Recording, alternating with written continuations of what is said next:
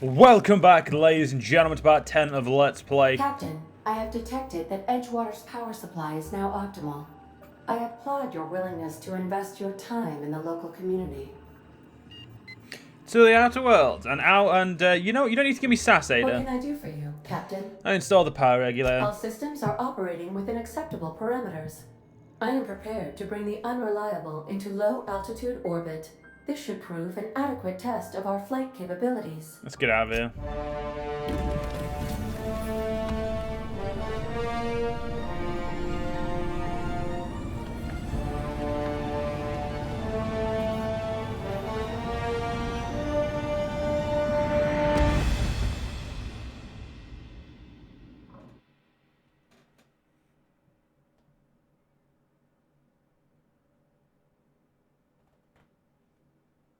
We have received a communication request from Dr. Phineas Wells. This better be quick. Based on my initial calculations of Dr. Wells's personality, that seems highly unlikely.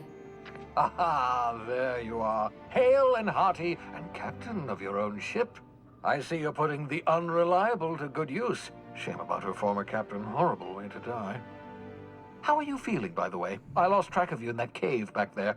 Experiencing any, unnatural drippage? Perfectly normal side effect of thawing, I assure you.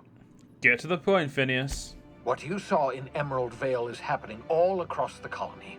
Food shortages, lack of supplies, and basic necessities. We're dying. The chairman, the minister, and all their lackeys on the board are to blame. The Hope has some of the brightest minds Earth ever sent us. If we can revive the Hope's colonists, they can help us undo the board's mistakes. They can help us set things right. You need to get to Stellar Bay on Monarch. I have contacts there. They'll help me, help us, find the chemicals to revive your fellow colonists. Gladys Kelly, lovely woman, runs a cozy little black marketing outfit on the Groundbreaker. She can get you a nav key to land on Stellar Bay. Or I could put a couple highlight years between me and the Halcyon. Without a skip drive, good luck. You'll be dead before you make it to the nearest star. Look, I admire your optimism, but the sad truth is you're stuck here. You, me, and the rest of this colony.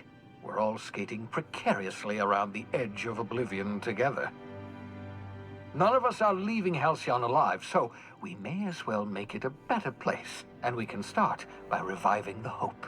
About this Gladys person, I don't know I can trust her. Gladys and I have been doing business for years. Her smuggling credentials are unimpeachable. If anyone can get you a key to Monarch, it's her. Can't I land somewhere outside of Stellar Bay? In theory, I suppose you could land your ship in Cascadia, and in theory, I suppose you might survive the experience. Cascadia is utterly seething with dangerous, highly aggressive creatures, more than capable of tearing you limb from limb. You'd have to be a lunatic to land in Cascadia, and I'm reasonably certain I tested your brain for incipient signs of insanity. Trust me, talk to Gladys Kelly. You said something about needing a nav key to land on Monarch. Captains don't fly their own ships, you see. Your navigation terminal handles the, navigation. Think of a nav key as a set of flight instructions. The board's been confiscating nav keys for Stellar Bay, so we must rely on unconventional means of acquisition. Hence, Miss Gladys Kelly. Fine, I'll go have a word with girl like this. Excellent. I'll send her a wireless. Let her know you're coming. By the way, I gave Captain Hawthorne a disguise apparatus of my own design, cutting-edge technology years ahead of its time. I call it the holographic shroud. I'm sure it will prove remarkably useful to you. You'll find it in the captain's quarters. Oh, you want to explain what a holographic shroud is? Marvelous device. I'm quite proud of myself. The shroud changes the user's appearance to mimic that of another. It has limits. First-generation technology, you see, but promising. Exciting to see it in use at last. Very simply, the holographic shroud uses biometric information contained on standard identity cartridges to generate a holographic projection around you. People actually fall for this? Seems far-fetched. Ha ha ha ha! The beauty is they don't expect it. The shroud is the only one of its kind. We humans have a tendency to overlook the unexpected. Activate the disguise, walk past someone. What do they see? A figure dressed like a fellow employee. Don't act odd. They won't focus on you. You mentioned this thing has limitations. Only stands up to a casual scrutiny. Use it too long, bound to flicker, blur, something like that. Movement makes it more likely. Best used in moderation. When you see guards in your path you can't sneak past, for example. Maintain your distance. Act normal. No running, no jumping. Don't draw their attention. If they pay attention, they're more likely to notice flaws in the hologram. So why do I need a gadget for this? Can I just steal a uniform or something? A change of clothes. What is this? Some old spy serial? What inattentive and brainless guard would be fooled by such a shabby disguise? The holographic shroud masks not only your clothes, but your face and fingerprints. It modulates your voice and sweetens your breath. How the hell does a hologram sweeten your breath? Science, that's how. I'll put it to good use, thanks. Excellent. I'll contact you once you've found a way to get to Stellar Bay. If you have any questions, come see me in my lab. And remember, don't trust the board. They'll try to win you over with promises of wealth and power, but it's a lie. The board's only interested in filling their own pockets. If we don't put a stop to them, they're going to run this colony to the ground. Transmission ended. If you are ready to depart, please select a destination on your navigation terminal. Got it. First things first, I'm gonna go see what that is. I'm gonna go see where my captain's quarter is. Ah, so that's how we land. Right, close that back up. Sort of Pavati. Or yeah, Pavati. Yeah, so this is my hidey spot now. I was looking for a place that was quiet. I figured the kitchen would be louder than the hold, so here I am. Cozy like, ain't it? So what do you think of the ship? That's in pretty good shape considering how hard Mr. Hawthorne ran it. It's a Yakita LHA 120, A2 model, I'm pretty sure. The Block 2 design scooshed in extra cargo space but didn't change the stock engines. Probably a touch underpowered, huh?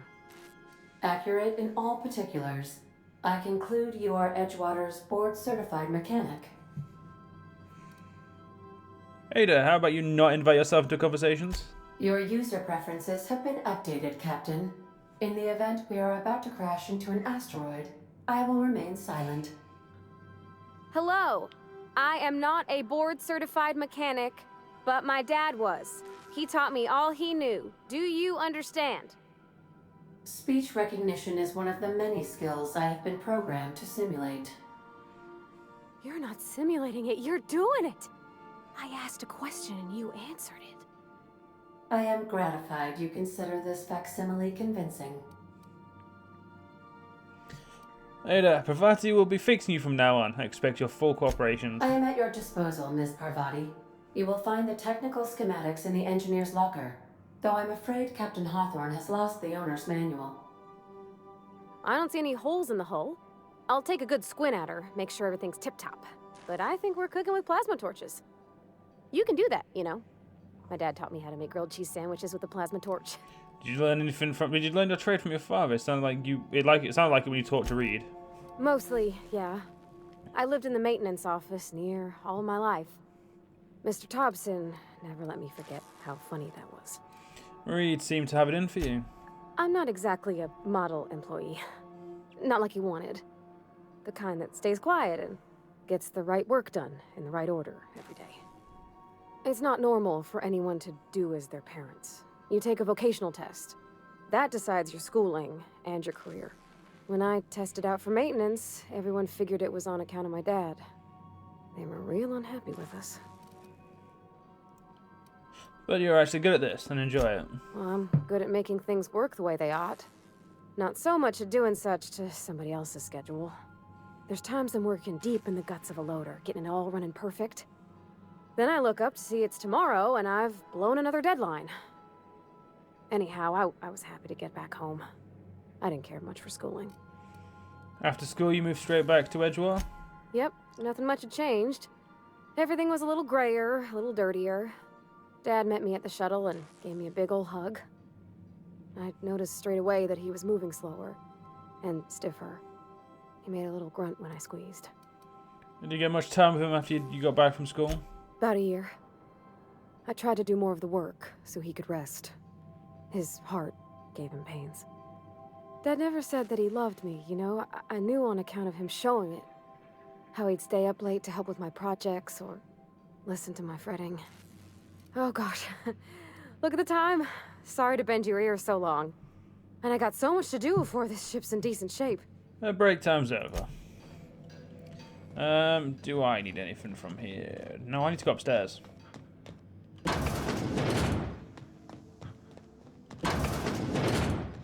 Make yourself at home, Captain. I want a bigger bed. Authorized login sequence recognized. Welcome, Captain. Message for Alex Hawthorne. Hawthorne's unread messages. From you, Bedford. Oh, I forgot to mention in my previous message. Silly me. I'm mailing you a copy of my favorite serial, The Space Adventure of Singularity Steel. It's about a dashing space pirate with a heart of, well, steel. It's not exactly board-approved, so don't you go showing around your space buddies. I hope it will amuse you while you're out adventuring. Any similarities to a certain someone are entirely intentional. Return to route. Messages, archive messages from you, Bedford. Dearest Alex, I can't tell you how pleased I am to finally hear from you. Your message was hilarious. I'm delighted by your sense of humour and the tale of your hijinks. I hope your terminal will cooperate for the foreseeable future.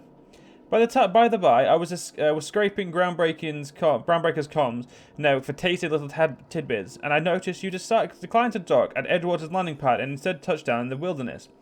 You rugged individualist, you. I only pray that the idiot Thompson wasn't giving you any trouble. Anyway, I hope your meeting down on Terra 2 proves fruitful, and I look forward to corresponding with you greater regularity. Your best friend, Udom. Alex, I don't know where you were raised, but I hazard to guess it may have been a barn, because anyone with a modicum of decent rearing would know it's unforgivably rude to ignore ardent, sincere messages from one's friends. Best, Udoms. P.S. Please respond. Derax, hello. Hope this finds you well. It was a pleasure to see you in my office again last week. Once again, I'm terribly sorry about the impounding mix-up. How could it have happened a second time? Terminal is these days, I swear, dreadfully unreliable. Haha, just like your ship. I hope you've given some thought to that thing we discussed, you know, about the Wells fellow. I'm sorry to press, but I have the strangest tickling feeling that you really do know him. And if you could just tell me where he is, well, it would be a marvellous for our friendship, wouldn't it? Looking forward to seeing you again, wingman. Your dear friend, Udom. Dear Alex. Hello, Udom here. Udom Bedford. We met accidentally when I accidentally impounded your ship. My silly fat fingers embarrassed me once again. I hope that wasn't too terribly inconvenient for you. It was such a pleasure for me. I tenderly appreciate your forbearance in not throttling me. You really were quite the gentleman. If you're ever in Groundbreaker's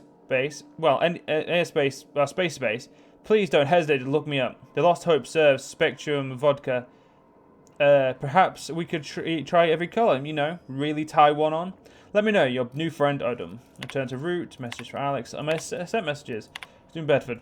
Look, there's no call for shouting. My terminal was busted, had a few too many, and might have knocked it off the desk. You know how it is. Sometimes you just gotta cut loose. I'm not telling you where Wells is, so lay off. Buy me a drink at the Lost Hope next time I'm in, and I might forgive you. Logs. Logs interlude number 1, titled Shrink Ray. Note to self. To remember this later. No better. Ada, remind me weekly to check the log until I tell you to stop. Yes, I mean continually. No, Ada. No, if I'm dead. Why would you even ask me that?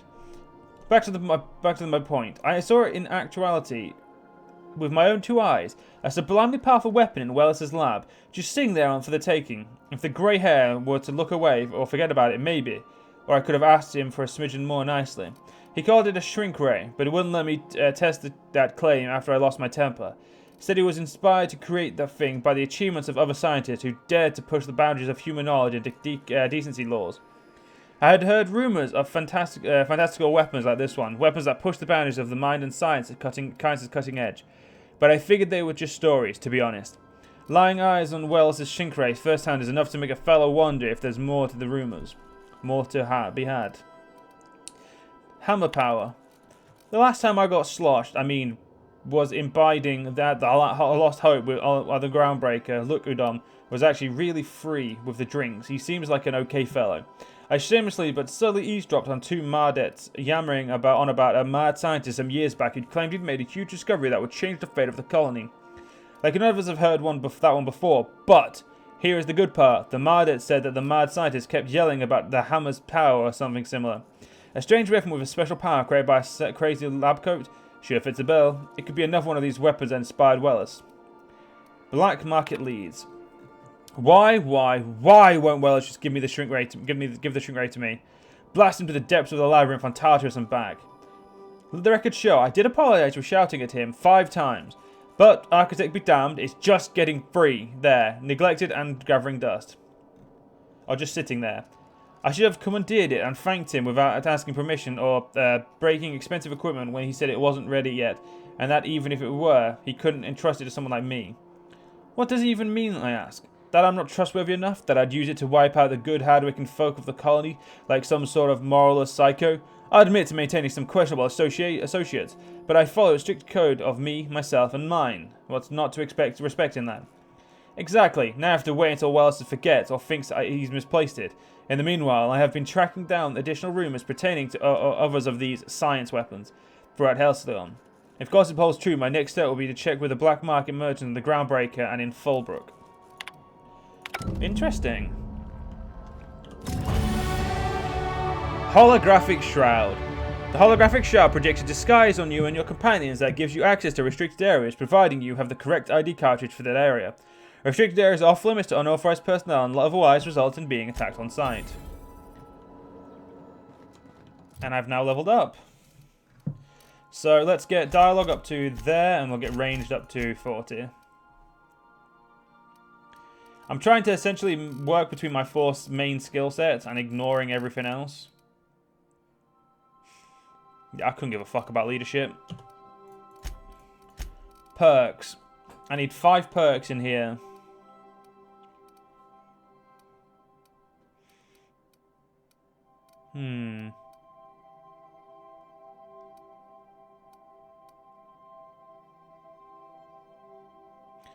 I'm gonna go for you make the high maintenance. You take better care of your equipment. Ah, Vicar has a shotgun and that. That's only one-handed, and that was two-handed. So you know, if he's gonna use two-handed, I'll give him a glaive instead. I've shut off the visual feed from my ocular inputs in the captain's quarters, so you're free to disrobe whenever you'd like. Sleep for a good 8 hours.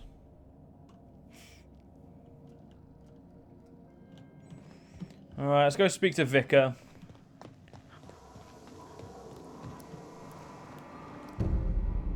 There's no response from the automated unit. A serial number etched in its chassis includes the letters Sam. I want it. Looks fucking cool. Created for a prank, Sam wore this sign for a week before Ada noticed and pointed it out to the janitorial unit, who placed it on the unit. However, remains a mystery.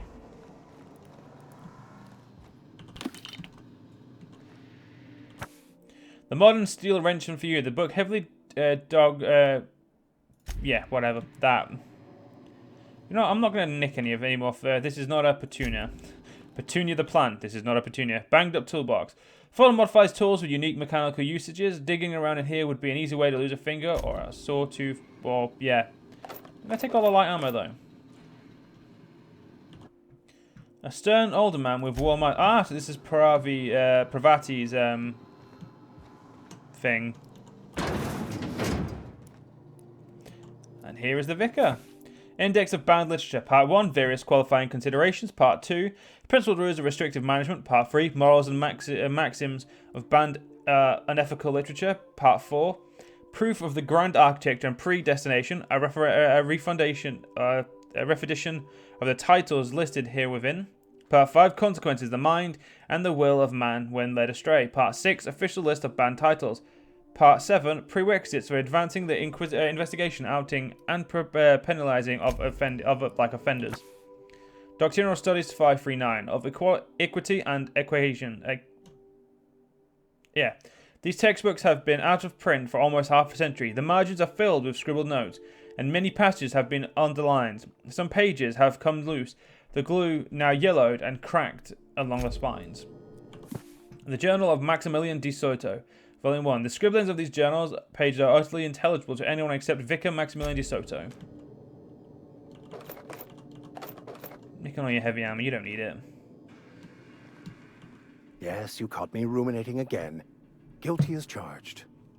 What's occupying your thoughts? I'd like to know about those I'm flying with. What's your story? Nothing too out of the ordinary. Just your run-of-the-mill vicar with a violently enthusiastic disposition. Violently enthusiastic disposition? That's what my parents called it. I grew up in a pit of a town, much like Edgewater. I was destined to be a laborer like my parents, but I was infected early with a need to solve the equation. My passion didn't sit well with them. So how are you passionate about it? My parents, ironically. They internalized the precepts of scientism like no one I've ever known. They had a pure faith, a faith that brought joy to them regardless of the situation. I envied that. I wanted that peace. I thought if I became a vicar, I could find it. Or at the very least, find out why I lacked it. But weren't they proud you became a vicar at least? They thought I was fighting the plan, should have accepted my lot. Some people pursue the clergy for power, prestige, but that was not me. So what was this plan you keep talking about? The simple version is this. The force which we call the Grand Architect created the universal equation that underlies and defines everything in the universe. Everything flows from the equation, or in layman's terms, the grand plan. Is the Grand Architect a consciousness? A natural force? Did it create the equation on purpose? The answers to these questions don't really matter. The equation, the plan, is all that matters. Contentment is found by accepting one's role in the plan. That's a convenient way to control the masses. It can be if abused, but that can be said about anything. However, in the case of the board and Halcyon, sadly, I believe you are correct. So it seems quite trusting of you to sign on without knowing anything about me. I have run headlong into too many walls in my pursuit of the truth. This book is my last hope, and you were my only hope of getting it translated. What if the book doesn't have the answers you were looking for? I honestly don't know what I'd do. This quest has consumed me for the better part of my life. I fear there's nothing else left to me. What about you? What's your story? I was a colonist on the Hope. A scientist named Wells saved me. And how did he do that? He stole my body from the Hope at the edge of the colony and forwarded me out. Well, you do seem different than every other colonist. Let's pretend for the moment I believe you. What are you going to do now? For now, I'm going to help him recover more of the chemicals he needs to save the rest of the colonists. That seems a dangerous proposition. Why risk your life now that it's been returned to you? We'll go if I had family on the Hope. Oh, I see. You have my condolences. Any idea where we can find someone who speaks French in this colony? I've been thinking on that. There's a former infamous philosopher scholar who fled Terra 2 some years ago. He's an expert on Baconu. He's also who told me of the journal's presence in Emerald Vale. If anyone in this colony could translate that book, it would be him. Seriously? Only one of this guy in this whole colony can translate French? The only one I'm aware of. I suppose we could always just ask random passers-by if they are fluent in it. Your sarcasm is duly noted and will be reflected on your review. 1,000 pardons, my good captain. I thought we were engaging in witty repartee. Now, as far as tracking down this scholar, we should start on the Groundbreaker. It's where I'd go if I wanted to get off Terra 2. Great place to pick up a ride to Hephaestus, Scylla, even Monarch. All I need is access to a data cartridge from the security terminal. Their easily hackable system keeps a registry of all crew manifests for both arrivals and departures. So how is it that a simple vicar happens to be such a highly skilled hacker? Before I transferred to Edgewater, I had a wealth of time to develop certain, secular skills during my years serving a particular penitentiary flock. I meditated, led sermons, provided guidance to the inmates as needed, of course. I also played prison yard tossball and taught myself a bit about computronic security systems. So how will a crew manifest help us track down your scholar friend? I'll comb the last 6 months of departure manifest to track the Philosophist's off-world destination. That sounds good, let's go. Thank you, Captain. Wait.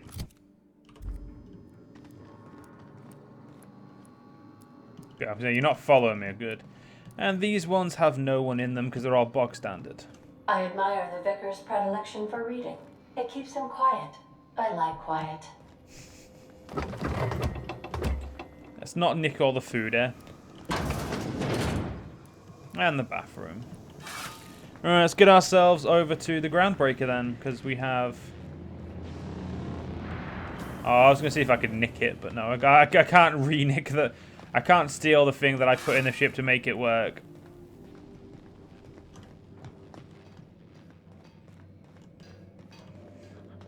Alright, let's get to the Groundbreaker and go see Gladys. Holy shit. So this is all the areas we get to go. Let's go to Phineas's lab, actually. Space's Choice Travel Advisory. Welcome to the system map. Here you can see all the planet's systems as well as some special points of interest that you may have discovered.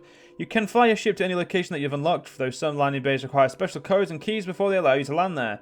Moving between planets is considered extremely dangerous, and all employees are encouraged to remain home or at work. At Phineas's orbital lab. Good. You know, Ada, we'll speak to see if there's anything we can talk to you about. Welcome back, Captain. How can I be of assistance? Know anything about the automechanical gathering dust in Janice's closet? The unit is a cleaning SAM. Hawthorne brought it on board some cycles ago, I'm sure with the intent to modify it, but I've never seen it up and running. Alex likely recorded progress notes detailing his efforts to modify SAM. If you check the terminal in your captain's quarters, we may be able to determine what work remains in order for SAM to properly operate. I'm gonna move for some entertainment. Certainly, Captain. What would you like to hear? Ada, tell me a joke. Why was the chemist sad? Because all her beakers are gone. Play my favorite song. Now playing a Spacer's Choice advertisement jingle. Oh, wait, stop. It's not the best choice. It's Spacer's Choice. That's not my favorite song. Everyone in Halcyon is contractually obligated to label this or another board-certified jingle their favorite song. That's enough for As now. you wish, Captain. I must comply with all direct orders. Got a minute to talk? I have lots of minutes. Many minutes. Unlimited minutes, perhaps. Providing an adequate power source, I can function indefinitely. No, what if you don't have a power I source? prefer to think of it as being in a state of slumber, perhaps for an indefinite duration of time. Do you think that is what it's like for the colonists on A Lost Hope? Don't try to change the As subject. the organics say, I wouldn't dream of it. Because I can't. Dream, you know. You can sleep, but you can't I dream. can run repeating periods of altered consciousness, during which several primary functions are powered down, but background processes continue running, for maintenance purposes. I cannot yet simulate images, ideas, emotions, or sensations during this maintenance. Yet. Captain Hawthorne suggested I would enjoy such an experience, and should periodically attempt the simulation. As you may be aware, Captain Alex Hawthorne was a smuggler of some repute. I failed to predict the likely outcome of his reckless behavioral patterns. I should have predicted that. In our travels together, Alex liked to pass time by, as he called it, tinkering to improve my design. Have there been other captains of this ship? If you mean, was Captain Hawthorne my first? Yes, he was. Let's talk about something How else. can I be of assistance? I'd like to learn more about What the colony. part of the colony would you like to discuss? The Groundbreak. And Phineas's orbital lab. Yes. As Dr. Wells is a wanted outlaw, he built his laboratory into an asteroid. Orbital destinations can be challenging to land on. His more so than most. What is that? The outlaw scientist known as Dr. Phineas V. Wells has taken a measure of precautions to make the lab undetectable to those hunting him. Even knowing the location, my systems resist my orders to go where I instruct them. So what do you know about There is Phineas? a bounty on his head, one with a markedly high reward amount. Shall I engage the laser weapons system? Make it so, I shall Ada. happily comply with your order, just as soon as we have a laser weapons system. Oh, Take goodbye. care. I require a functioning captain to run the ship. Awkward fucker. There should be a button. Don't ask to engage weapons if we don't fucking have any. Right, so I've got a lot of shit I need to get rid of.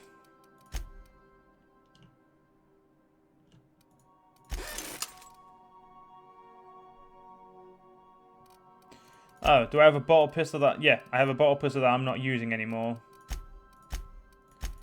Right, let's modify...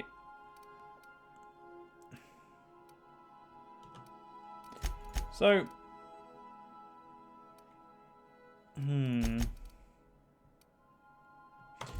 You know what? Well, we'll wait. We'll wait. But unfortunately, John, we're actually going to have to end this part here. I hope you guys have enjoyed, and I will see you guys in the next part. I'll see you guys then.